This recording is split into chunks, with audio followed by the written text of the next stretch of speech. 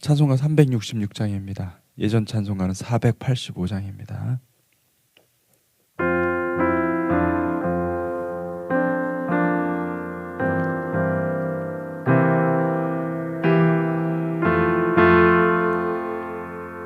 어두운 내 눈 밝히사 진리를 보게 하소서. 진리의 열쇠 내게 주사 참빛을 찾게 하소서. 깊으신 뜻을 알고자 엎드려 기다리오니 내 눈을 뜨게 하소서.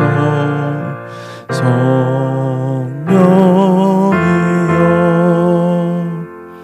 막혀진 내 귀 여시사 주님의 귀한 음성을 이기로 밝히 들을 때에 내 기쁨 한량 없겠네.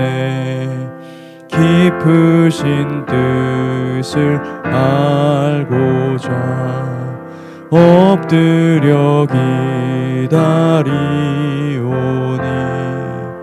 내 눈을 뜨게 하소서. 성령이여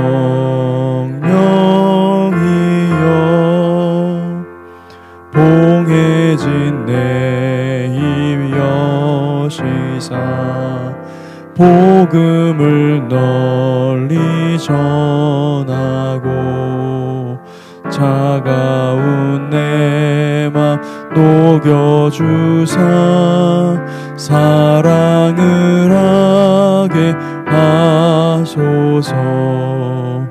깊으신 뜻을 알고자 엎드려 기다리오니 내 입을 열어 주소서. 성령이여.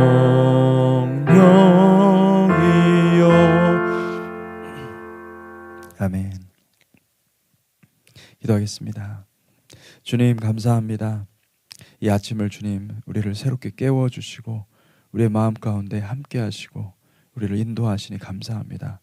항상 주의 말씀이 우리를 지키시고 우리의 발에 등이 되고 길에 빛이 될 수 있도록 주님 축복하여 주시옵고 아버지 우리가 정말 주님의 얼굴을 구하며 이 마지막 때에 참으로 주님의 뜻을 알고 이 시대를 분별하며 또 마음을 새롭게 하여서 날마다 변화받는 놀라운 주의 백성들 삼아 주시옵소서. 오늘도 주님께서 함께 하심을 믿습니다. 예수 그리스도 이름으로 기도했습니다. 아멘. 느헤미야 9장 말씀입니다. 느헤미야 9장 1절에서 8절 말씀입니다.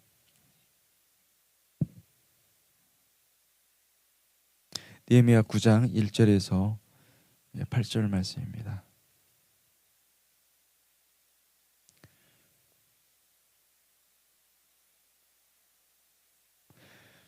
찾으신 줄 알고 함께 교독하겠습니다. 그날 29날에 이스라엘 자손이 다 모여 금식하며 굵은 베옷을 입고 티끌을 무릅쓰며 모든 이방 사람들과 절교하고 서서 자기의 죄와 조상들의 허물을 자복하고 이날의 낮 4분의 1은 그 제자리에 서서 그들의 하나님 여호와의 율법책을 낭독하고 낮 4분의 1은 죄를 자복하며 그들의 하나님 여호와께 경배하는데 레위 사람 예수아와 바니와 gadmiel과 스바냐와 분니와 세레비아와 바니와 그나니는 단에 올라서서 큰 소리로 그들의 하나님 여호와께 부르짖고 또 레위 사람 예수아와 gadmiel과 바니와 하삽느야와 세레비아와 호디야와 스바냐와 브다히야는 너희 이르기를 너희 무리는 마땅히 일어나 영원부터 영원까지 계신 너희 하나님 여호와를 송축할지어다. 주여 주의 영화로운 이름을 송축하올 것은 주의 이름이 존귀하여 모든 송축이나 찬양에서 뛰어남이니이다.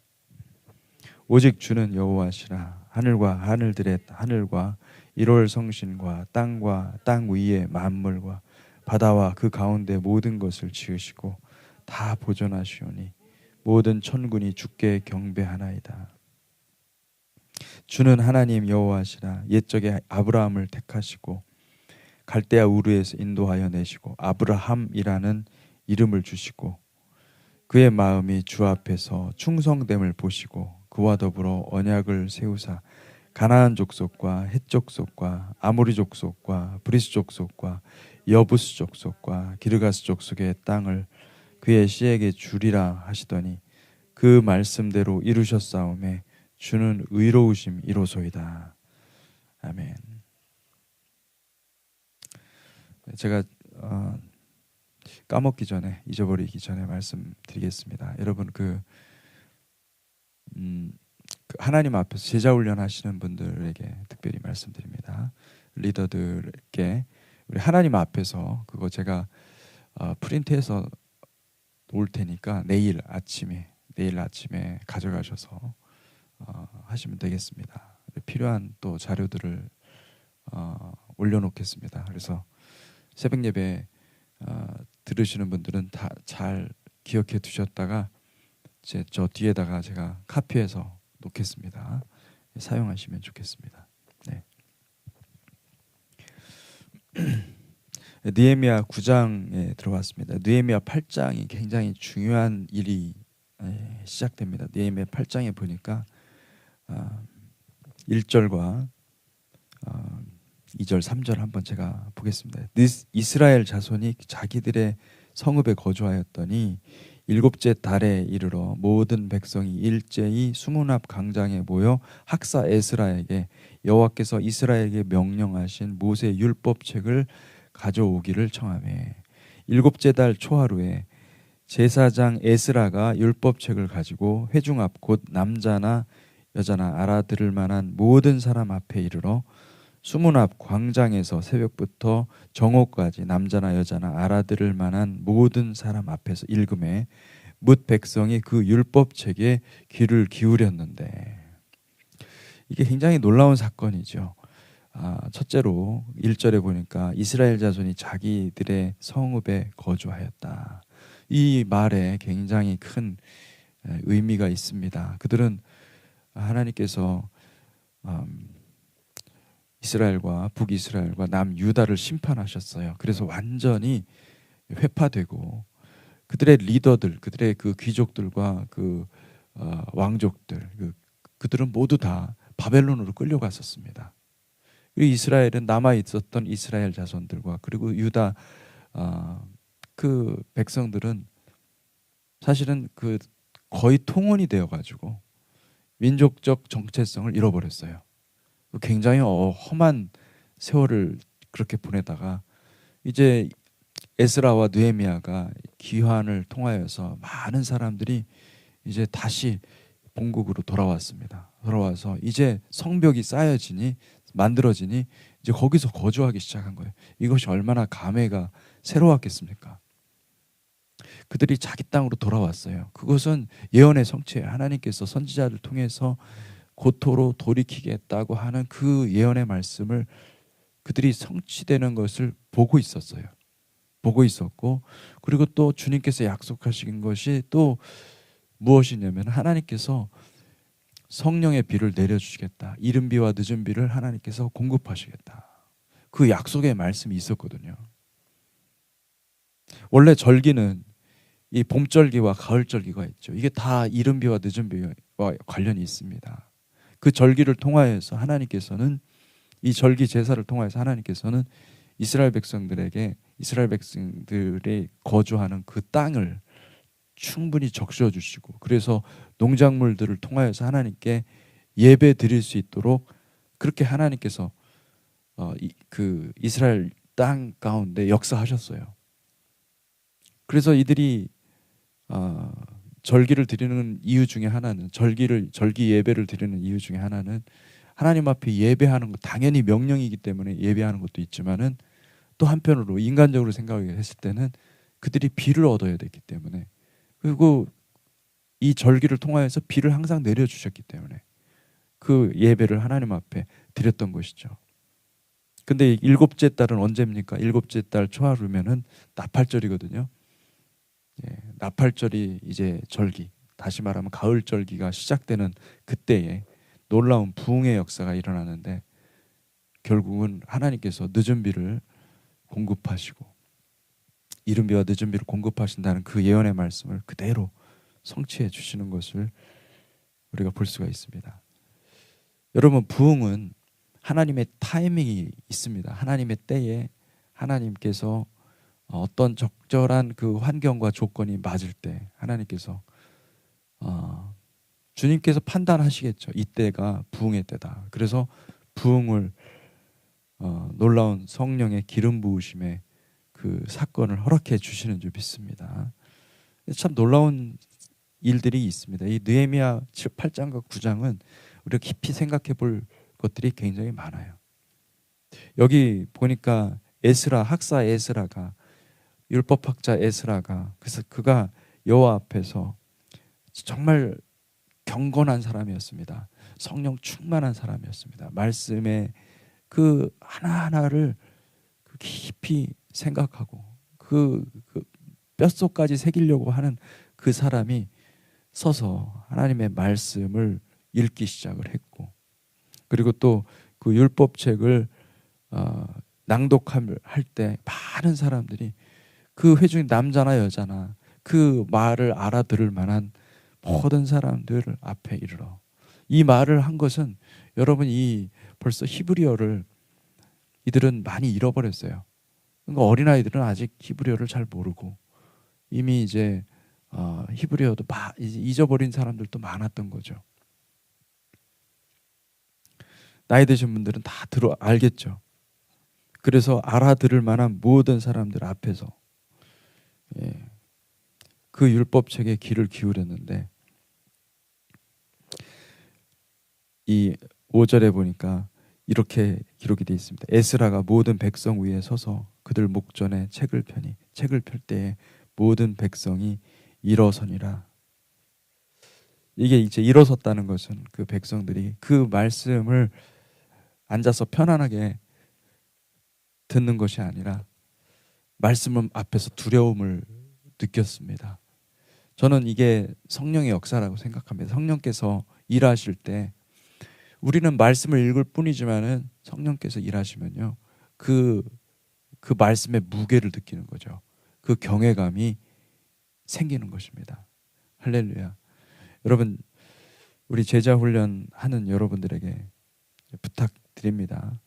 말씀을 읽는 것이 중요한 것이 아니라 여러분, 성령님을 구하십시오. 성령님을 구하시고 정말 전심으로 성령님 같이 합심으로 기도하고, 그리고 함께 말씀을 읽으십시오. 놀라운 일들이 일어날 줄 믿습니다. 우리는 어떤 내추럴한 어떤 이게 한순간에 어떤 감동을 받다, 어떤 얘기를 듣고서는 도전을 받고 감동을 받고 그런 정도의 어떤 부흥을 원하는 게 아니에요. 그게 아니라 완전히 성령의 그 강력한 임재로 인해서 완전히 우리 영혼이 죽어야 돼요.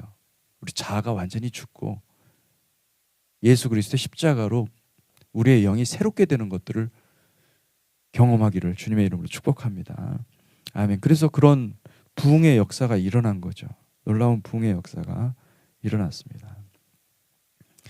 6절에 보니까 에스라가 위대하신 하나님 여호와를 송축하며 모든 백성이 손을 들고 아멘 아멘 하고 응답하고 몸을 굽혀 얼굴을 땅에 대고 여호와께 경배하니라.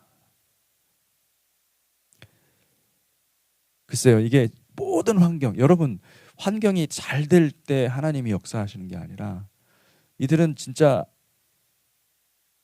환경적으로 봤을 때는 너무나 열악한 환경이었죠. 그들이 부유하지도 않았고, 그들이 나라도 잃어버렸고, 나라가 완전히 회복된 게 아니거든요. 예. 자기 정체성들이 분명하지가 않아요. 그러니까 여러분, 우리가 좀 잘 살게 되고 또 그래도 재산도 좀 모아지고 신분도 해결이 되면은 옛날에 처음에 미국 땅에 왔을 때 그 아무것도 없어가지고 고생하던 때 다 잊어버리죠. 사람이 망각의 동물이에요. 다 잊어버립니다. 근데 그때 얼마나 절박한지 몰라요.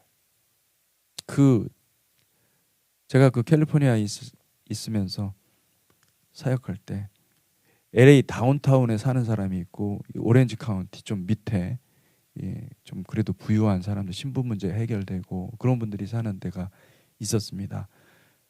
LA 다운타운에 가잖아요. 그러면 사건 사고가 많아요. 사건, 총 맞아 죽은 사람도 있고, 뭐 완전 부도 나가지고 뭐 하루 아침에 운명이 막 바뀌어요. 근데 마음이 얼마나 가난한지 몰라요. 그 사람들은 절박해요. 정말 울어요. 와서 기도하면서 우는 거예요. 그리고 오렌지 카운티 쪽에 있는 사람들은 편안해요. 모든 게 다 편안해요. 다 해결이 됐어요. 여러분, 절박한 사람들의 기도를 주님께서 들으십니다. 하나님이 필요 없다고 하는 사람들한테 하나님 가까이 가지 않으세요. 하나님 없어도 다 되는 사람들이 있잖아요. 그죠? 근데 하나님이 그런 사람들한테 가시겠습니까? 아니죠. 나는 하나님 필요해요. 정말 하나님 없으면 못 살아요. 이렇게 얘기하는 사람한테 하나님 가시죠. 이스라엘 백성들이 바로 그런 상황이었습니다. 여러분, 저는 여러분들이 물질이 있고 또 부유해지고 또 건강하다 할지라도 마음이 가난하고 정말 하나님을 사모하는 그 열정만큼은 잃어버리지 않았으면 좋겠어요. 그게 축복의 비결인데, 사람들은 복 받으면은 땡인 거예요. 복 받으면 끝난 거예요. 그러면 안 됩니다, 여러분. 처음 마음을 우리가 가져야 되고 회복해야 되는 거죠. 느헤미야는 바로 그거를 아는 사람이었고, 느헤미야는 꼭대기에 있었지만은, 리더로서 모든 것들을 명령하고 모든 것들을 지시하고 감독하는 위치에 있었지만은, 느헤미야는 가난한 마음이었어요. 너무나 가난한 마음이었고, 이 학사 에스라도 가난한 마음이었어요. 마음이 가난해지잖아요. 그러면 진짜 성령께서 말할 수 없이 부어주십니다. 할렐루야. 여러분, 우리가 마음이 혹시라도 높아져 있고, 내가 뭔가 아는 것처럼 생각하고 있고, 내가 뭔가 다른 사람보다 좀 형편이 나아졌다라고 하면서 살짝 나도 모르게 이게 자만심 같은 게 올라오고 있잖아요. 이거 경계해야 됩니다. 이거 무서운 것입니다. 이스라엘 백성들은 다 하나님께서 가지고 있었던 계급장들 다 떼버리고, 완전히 아무것도 없는 상태로 만들어 버리신 거죠. 그리고 나서 주님만 바라보게 하신 거예요. 이게 자체가 하나님의 초자연적인 은혜가 아닐 수 없습니다. 여러분이 뭐 내가 20년, 30년, 40년 신앙 경력이 있고, 또 뭐 집사, 장로, 뭐 목사, 뭐 직분이 있고, 그리고 또 교회에서 그래도 사람들이 알아주고, 참 성실합니다. 뭐 참 신앙생활 참 잘, 당신은 참 나의 선망의 대상이요, 존경의 대상. 그런 이제 이름표, 이 딱지 붙는 거 위험한 겁니다. 그거 위험하면요, 그거 붙으면은 마음이 가난해지지가 않아요. 사람들은 그렇게 딱 뭘 만들어 놓고, 옷 같은 것도 똑같죠. 예쁜 옷 있으면 그거 사서 입고 싶어 하는 것처럼, 그 감투 같은 것도 자기가 뒤집어 쓰고 싶어 하고, 그 위치에 올라가면은 숨을 구석이 많아요. 숨습니다. 우리의 본성은 뭐냐면은 주님이 부르실 때 숨어요. 도망갑니다. 도망갈 구석을 찾아서 가는 거예요. 여러분, 정말 함정입니다. 그렇게 도망갈 구석에 다 숨어 있기 때문에 성령이 임재하셔도, 성령께서 일하셔도 기가 막히게 잘 피해가요. 예. 할렐루야. 피해가지 마십시오. 피해가려면 그 시스템 안에 잘 녹아서 숨어 있으면 정확히 피해갑니다. 내가 피해가는 방법을 알려드리는 게 아니라 피해가지 말라고 얘기를 하는 겁니다.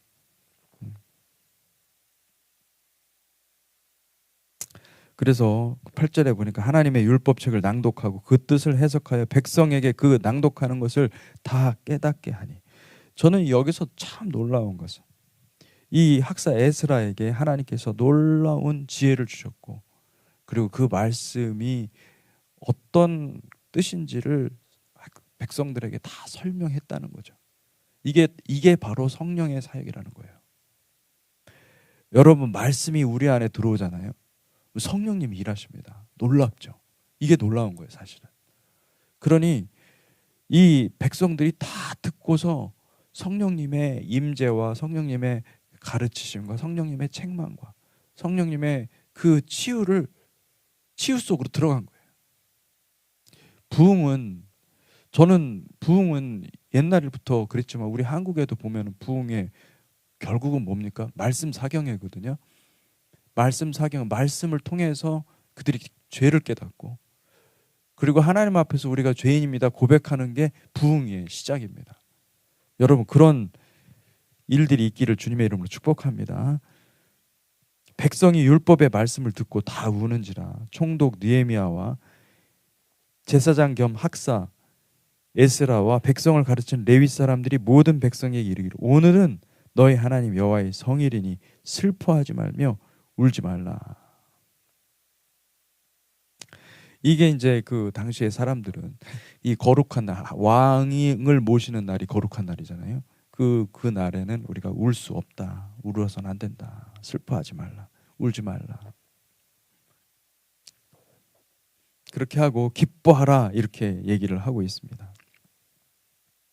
여러분, 우리가 주일날 기뻐하셔야 됩니다. 주일날 항상 저희 부모님도 항상 그런 걸 가르쳐 주셨어요. 주일날은 항상 기뻐해라.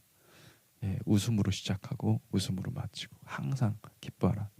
왜냐하면 거룩한 날이기 때문에, 주님이 임재하시는 날이기 때문에, 주님이 함께 하시는 날이기 때문에 주일날 걱정과 근심을 말하지 마시고요. 주일날 오히려 하나님 앞에 다 그것을 다 토해내고 근심과 걱정을 하나님 앞에.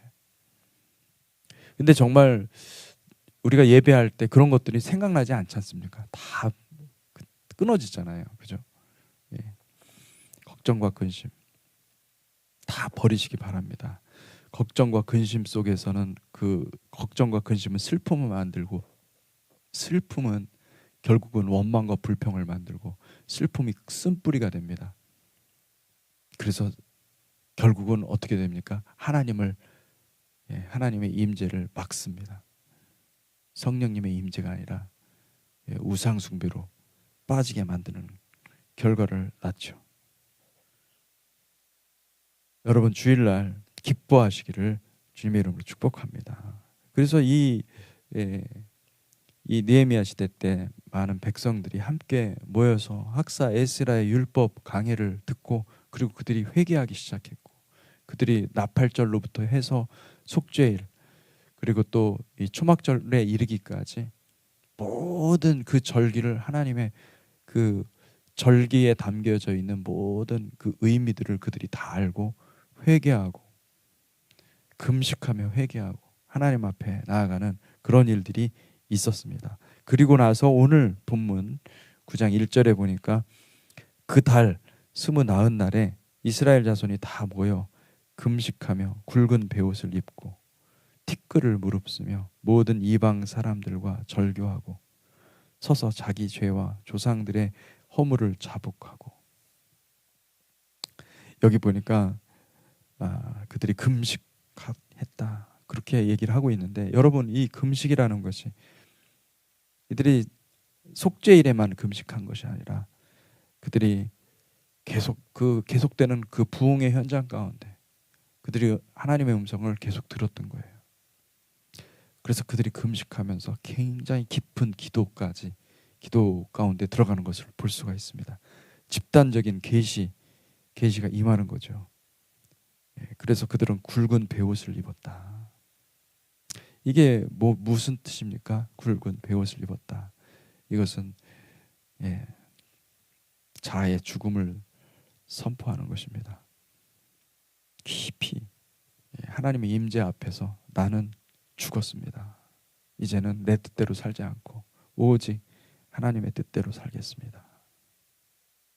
여러분, 우리 교회도, 우리 주님의 공동체 교회도 이와 같은 일들이 일어나기를 주님의 이름으로 축복합니다. 아멘. 여러분, 사모하십시오. 부흥을 사모하십시오. 부흥을 위해서 기도하십시오. 마음이 가난한 자들에게 하나님께서 부흥을 주실 것입니다. 이때 이렇게 부흥의 역사가 일어날 수 있었던 것은, 여러분, 이들은 마음의 성벽을 건축한 거예요. 이 바깥의 성벽만 건축한 것이 아니라 그들이 바깥의 성벽을 건축하면서 하나님께서, 성령께서 그 마음의 성벽을 다 건축하게 하시고 부흥을 사모하는 그 마음밭으로 다 하나님께서 기경해 놓으셔서 어떤 말씀을 떨어져도, 어떤 말씀이 들어져도 그것이 정말 잘 박힌 목같이 들어간 거예요.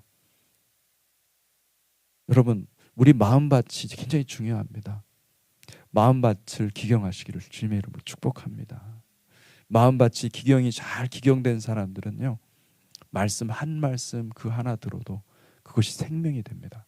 근데 마음밭이 기경이 안 된 사람들은 자기 마음속에 이미 이 원망과 쓴뿌리들이 그대로 남아있기 때문에 원망과 불평, 그런 것들이요, 이 말씀을 막아요. 말씀을 막아서 말씀이 못 들어옵니다. 들어오지면 않아요. 그냥 머릿속에서 맴돌다가 좋은 말씀이네 그러고 끝나버립니다. 왜요? 마음밭이 기경이 안 돼 있기 때문에. 마음밭이 기경이 돼 있으면요, 말씀이, 은혜가 달콤해요. 이 말씀이구나. 내가 이 말씀을, 그 회가 터져 나오는 거죠. 여러분, 우리 마음밭을 기경해야 됩니다.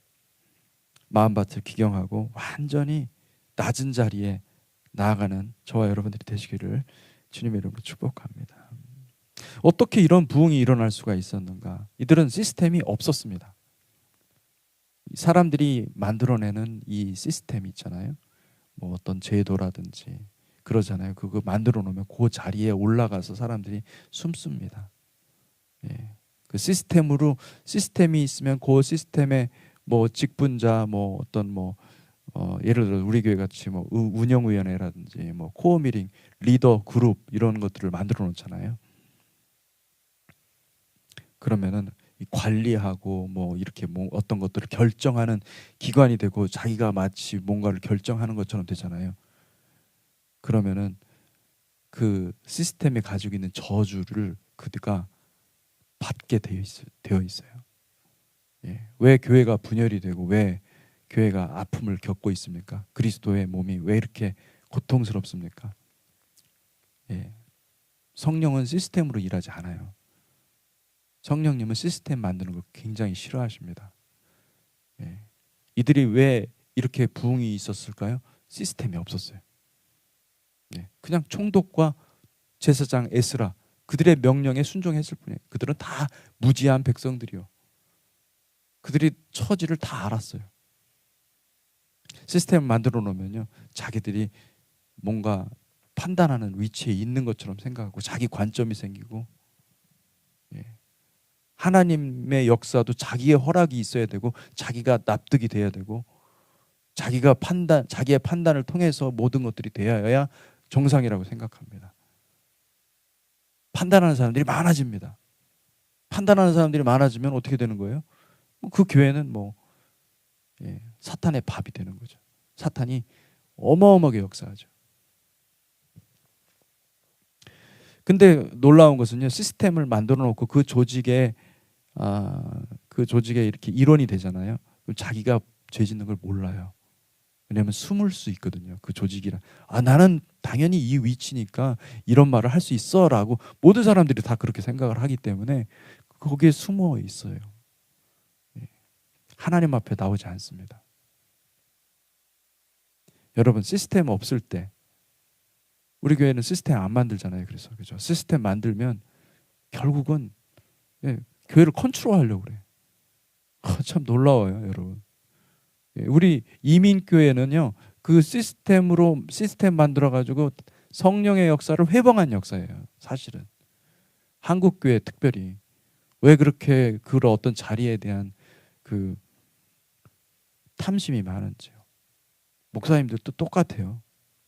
가잖아요. 무슨 뭐 노예 같은 데 가잖아요. 그렇게 뭐 막 몇 억씩 주고 뭘 그 감투 하나 얻으려고 막 하는 거 보면요, 진짜 기가 차요. 정말 가고 싶지도 않아요, 솔직히. 옛날에 제가 노예 이제 등록이 되어가지고, 지금은 이제 하도 이제 오래돼가지고 노예도 참석도 안 하고 물론 연락도 안 하지만, 정말 진짜 가고 싶지 않은 게 노예였어요.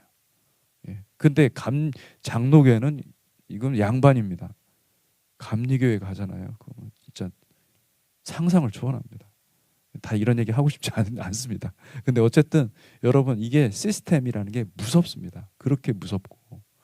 그래서 바벨론은 시스템이고, 바벨론은 정교한 시스템이에요. 성령의 역사하시잖아요. 다 허물어 줍니다. 바벨탑이 다 무너져 버리고. 그거 아무것도 아니. 그것 때문에 사실은 성령의 역사가 안 되는 겁니다. 성령의 역사는 뭐예요? 마음이 낮아져야 돼요. 마음이 높아지면 안 돼요. 낮아져야 되고, 마음이 낮은 자리에 갈 때 그때 성령의 역사가 일어나는 거죠. 여러분, 우리 주님의 공동체 교회가 정말 시스템이 없었으면 좋겠습니다. 최소의 시스템이 있었으면 좋겠고, 그 시스템은 양육 시스템, 섬김의 시스템. 섬기는데 최선을 다하고, 영혼을 케어하는데 최선을 다하고, 영혼을 케어하는 그 다스림, 그게 다스림이거든요. 그 시스템은 많아졌으면 좋겠어요. 셀장님들이, 정말 주님을 사랑하는 셀장님들이 영혼을 사랑하고 케어하고, 제자 훈련 통해서 영혼을 케어하고 사랑하고, 낮은 곳으로 임하는 시스템이 되기를 주님의 이름으로 축복합니다. 저는 시스템 자체를 부정하는 게 아니에요. 천국의 시스템을 우리가 본받아야 돼요. 이 땅의 세상의 시스템을 본받으면 안 되고, 이 세상의 시스템은 우리가 판단하고, 우리가 뭐 결정하고, 우리가 뭐 어떤 것들을 의결하고 하는 그런 겁니다. 그런데 천국의 시스템은요, 섬김의 시스템, 사랑의 시스템, 영적 성숙한 자가 그 영혼의 그 성숙하지 못한 자를 품고 기도하고 그들을 키워서 리더로 세우고 그러는 시스템이에요. 그런 시스템이 만들어지기를 주님의 이름으로 축복합니다. 아멘. 그래서 이런 놀라운 성령의 역사가 일어난 것을 볼 수가 있습니다. 시간이 많이 가서, 사실은 여기 느헤미야 9장에 굉장히 많은 은혜의 말씀이 얼마나 많은지 모릅니다. 여러분, 그 말씀 다 누리시기를 주님의 이름으로 축복합니다. 기도하겠습니다. 하나님 아버지, 우리가 이때에 일어났던 성령의 역사를 우리도 같이 경험하기를 원합니다. 하나님, 우리의 마음이 높아져 있습니까? 주님, 우리를 보게 하시고 돌보게 하시고 우리 자신을 한번 살펴볼 수 있는 귀한 은혜를 더하여 주시옵소서. 우리가 뭔가 아는 것 같고, 뭔가 정말 다른 사람들보다, 또는 다른 어떤 교회나 공동체보다 더 거룩한 것 같고, 하나님, 그런 생각들보다도 하나님 앞에서 우리의 모습을 정확히 볼 수 있게 하시고, 아버지, 나 자신의 모습을 정확히 볼 수 있게 하시고, 그것으로 인해서 통회하고 자복하고 하나님 앞에 온전히 회개하는 그런 공동체가 될 수 있도록 주님, 이 시간 축복하여 주시옵소서. 하나님, 우리 마음을 낮춰주시기를 간절히 원합니다. 우리가 너무 높아져 있습니까? 다 낮춰주시고, 우리가 가지고 있었던 모든 계급장들을 다 떼주시고, 아버지, 우리가 가지고 있었던 모든 주님의 옷 말고 다른 옷들을 입고 있었다고 한다면 그걸 다 벗겨주시고, 오직 의의 옷, 예수 그리스도의 의의 옷을 입혀주시기를 간절히 소원합니다. 주님, 사랑하는 주의 백성들에게 성령을 부어 주시옵소서. 감사합니다. 예수 그리스도 이름으로 기도했습니다. 아멘.